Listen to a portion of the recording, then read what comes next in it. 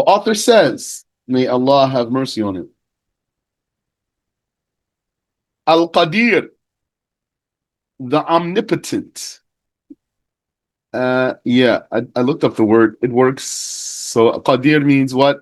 Very powerful in simple terms. Yani, you have the name of Allah, Al-Qadir. That's the original word. Al-Qadir, the original name for this attribute. Then if you want to emphasize it, you'll say Al-Qadir. So Al-Qadir means the one attributed with power. Al-Qadir means the one with the perfect power. Or like that. Yani, the one who is very powerful. The one attributed with the consummate power. So, yani, the perfect power. Well, I'm not sure what that word consummate means here. Probably means perfect. The power, yani, that's what it should mean. The power of Allah is an eternal and everlasting attribute by which Allah produces an effect. By which Allah produces an effect. Or if you want, by which Allah affects. By which Allah produces an effect on the contingent beings. Yani, by which Allah affects the contingent beings. Contingent means possible. And being here means anything, not a living thing in particular. So the being here includes the houses and the trees, according to the way they translated it here. So his power is his attribute by which he affects the possibilities. We can reduce all of that. His power is his attribute, his eternal, everlasting attribute by which he affects the possibilities. The possibilities mean anything existing in this universe. Possibility means could be existing or not existing. And having whatever attributes it has, its attributes are not necessary. It could have other attributes. For that reason, if Allah willed, you would be older than me.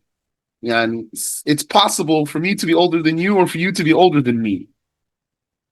It's possible for me to be in your place and for you to be in my place, like this. And etc. Or if you will, we would have been Chinese men, or we would have been fish in the sea.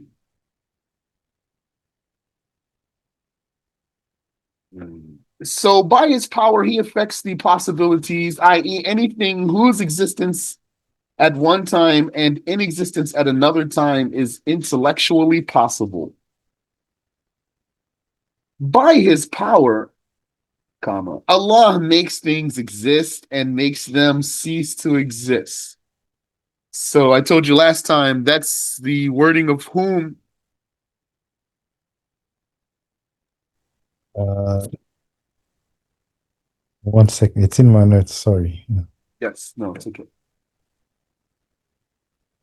I was the Maturidi? The Ash'aris. Ash'ari, sorry. Yes. This is the talk of the Ash'ari.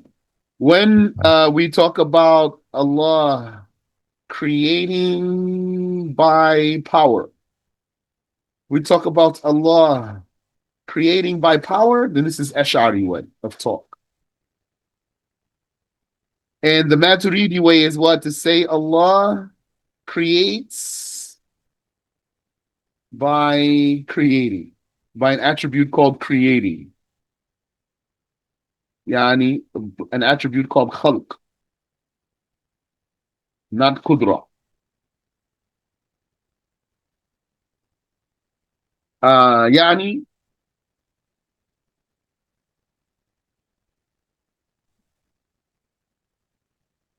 you say, for example, hearing pertains to what is heard.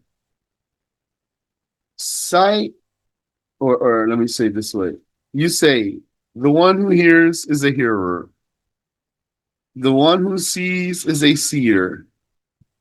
The one who speaks is a speaker. So the Maturidis would say, if we follow this way, you don't say the one who creates is powerful. Rather, what would you say? The one who creates is creator. That's how the Maturidi way goes. For the Maturidis, the Ash'ari way is inconsistent. Because the Ash'ari way is to say the one who hears is a hearer, the one who sees is a seer, the one who knows is a knower, the one who speaks is a speaker, the one who creates is powerful. So they broke the pattern. The Maturidis say no, the one who creates is creator, and the one who has power is powerful. So the way they talk about the power is different. But I still need to study it more.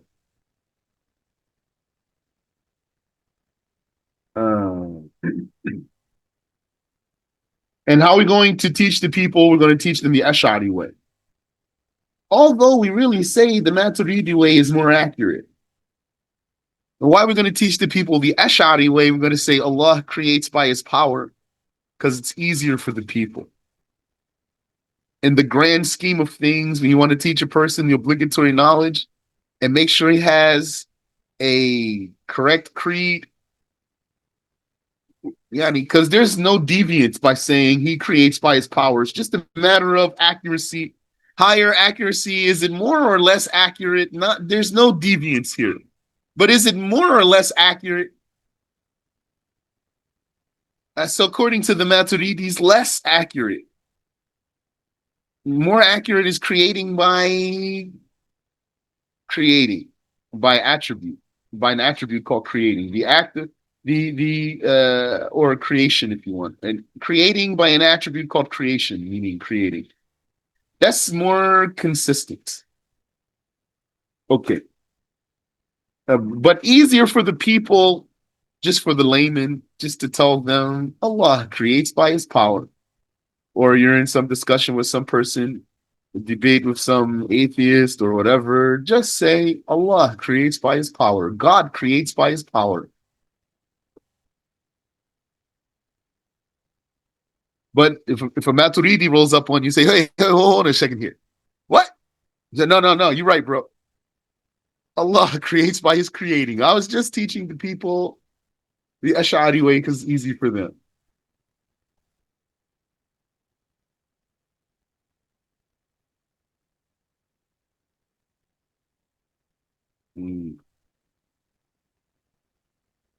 So the one who does whatever he wills, i.e., Allah has the power to bring into existence whatever he eternally willed to exist.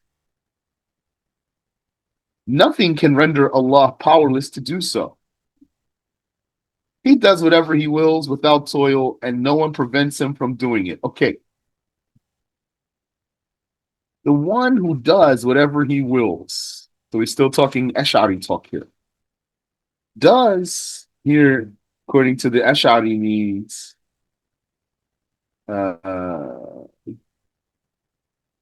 by his power, does by his power. The one who does by his power whatever he wills. Well, what's the Maturidi way? They're going to say, the one who does by his doing. Not the one who does by his power, the one who does by his doing. The one who does is the doer. The one who hears is a hearer. The one who sees is a seer. The one who speaks is a speaker. The one who creates is a creator.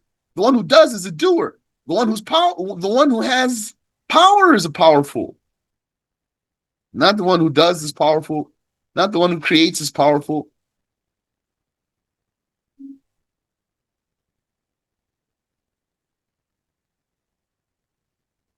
The one who does whatever he wills, i.e., Allah has the power. So that's why they brought out the word power here.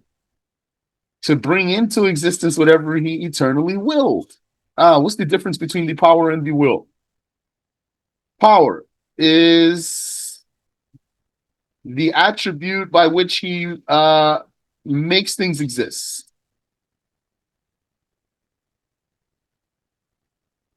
Or vanish. I'm simplifying the words here. His power, this is Ash'ari talk.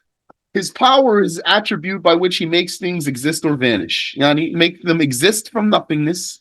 He brings them forth into existence from nothingness and then renders them again, reduces them back to non-existence by his power. And will is what? Will is the attribute by which he makes things one way or another.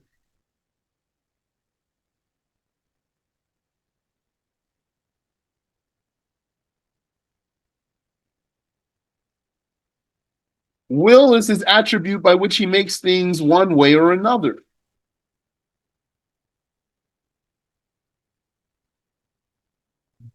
This means he gives things some possible attributes over other possible attributes.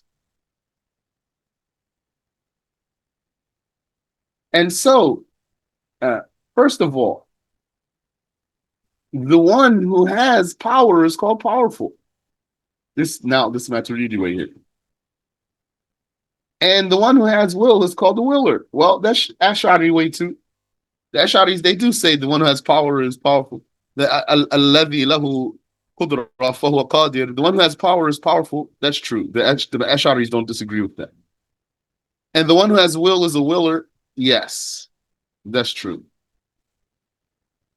So whatever, let's say here, whatever is subject to the power, we're going to call it powered, is then powered. In Arabic, they call it maqdur. Maqdur. So powerful is qadir. How's your Arabic, Sayyidi, if I write in Arabic words? Yes, I can read. Just understanding Arabic is not, I'm not the best, but I can read Arabic. Okay, so when I write khalq here, that's clear for you, and qadir and That's qadir. clear. Okay. Yes. So qadir is powerful.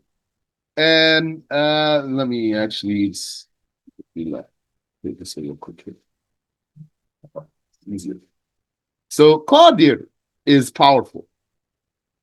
And qudra is power. And what's powered? Yani, what's the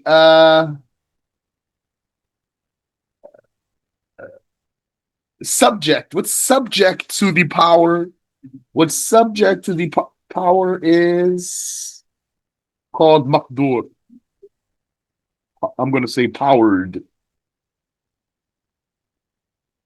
Okay. So then,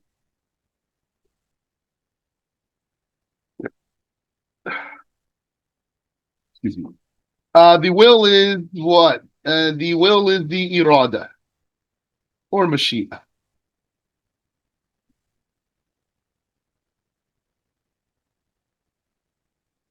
So the willer is the murid, or ash-sha'i.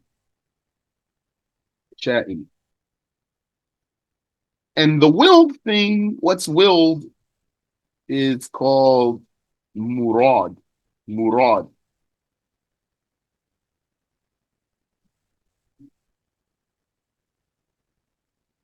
So I said all that. I wrote all of that out for you to say what the scholars said. The scholars say anything that is maqdur is murad. Anything that is maqdur is murad. Anything that is powered is willed. And anything that is willed is powered. Powered here means subject to power, subject to Allah's power. Powered here does not mean can move or something or has energy. Rocks are powered according to what I'm saying to you, meaning subject to Allah's power, under power. Or if the word powered is not working for you, you could say controlled. Or you could say subject, merely subject. Anything that is subject, yeah, but subject to power though, is maqdur. Okay. I think this is clear. Do you have any question? No questions here. Thank you, Sheikh. It's clear. You will.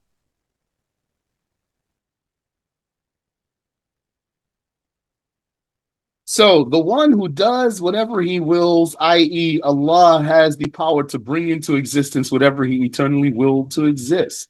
Nothing can render Allah powerless to do so. He does whatever he wills. So that's the meaning of this sentence here is the meaning of this sentence here is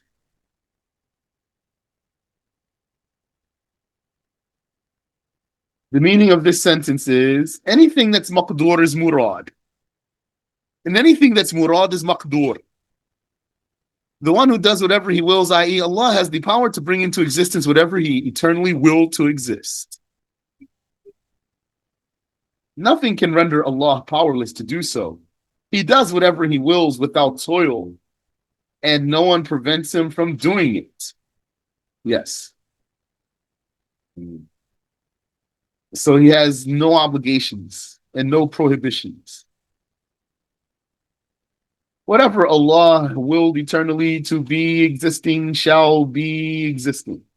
And whatever Allah did not will eternally to be existing shall not be existing. The will of Allah does not change because the change of the will implies origination, yani being created, implies being created, createdness. For the will to change would imply createdness. And createdness is impossible to be attributed to Allah, origination. The one without whom no sin is avoided and no obedience is fulfilled. Yes. I.e., no one can evade sinning except with Allah's protection. And no one has the ability to obey him except with Allah's help. Although here, he could put the pronoun his. Could just say his. No one can evade sinning except with Allah's protection, and no one has the ability to obey him except with his help.